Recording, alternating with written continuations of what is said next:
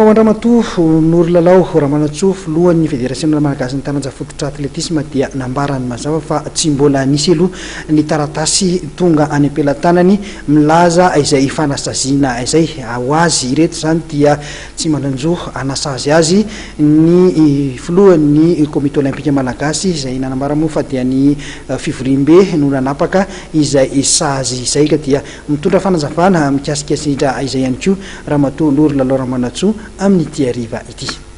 Momba zany sazy milatsaky zany aloha hatramizao izahay atao Fédération Malagasy ny athlétisme dia mbola tsy naray taratasy momba zany ka sarotra nongamba no iteny hoe ahoana na ahoana fa aleo lo zahay andray taratasy zay mbola tsy notifié zany zay officiellement. Volaza ihany koa nandritra ny point de presse nataon'ny Tamcom fa nisy ny fampetsonanareo fa tsy tonga ianao inona ny anazavanao an'izay? Ny fampetsonanay namonjy an'ilay assemblée générale ny Tuléar dia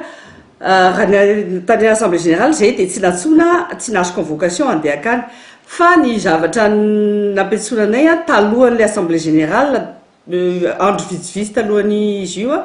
nisy conseil de discipline nanatsonanay fa izao moa tsy teto an-toerana ny secrétaire général koa tsy teto an-toerana dia efa nandefa mail manambara zay ary fialantsiny. Mahakasika an'ilay sazy raha idirako kely landalina izy raha matofiloha ny amin'ny hoe ianao sy ny mpiara-miasa aminao anankiroa no miato fa ny taranja fototra atletisme mitoy ihany tsy namany ohatrany nefa tsy mandeha ihany ve zany ilay taranja inona ny dikan'izay aminao? Raha izay aloha no jerena izahay ato amin'ny athlétisme aloha voalohany indrindra sous tutelle ny ministère de la jeunesse et des sports sy ny fédération internationale d'athlétisme. Ny taranja athlétisme dia miasa foana izahay zany raha ny lalàna ny jerena dia manana souveraineté anay zay manana ny atao hoe autonomie sportive dia afaka mikarakara foana ny taranjanay izahay fa tsy misy hoe misy olona hijabaka amin'izany. Izahay aloha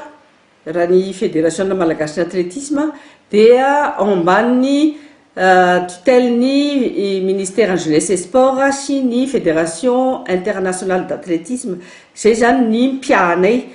ka raha misy zavatra misy disadisa manatrehan'ny olon-kafa dia vonona be vonona zay resaka fa tsy anakatona varavarana zay ny zavatra afaka ambarako raha amin'ny lafiny io.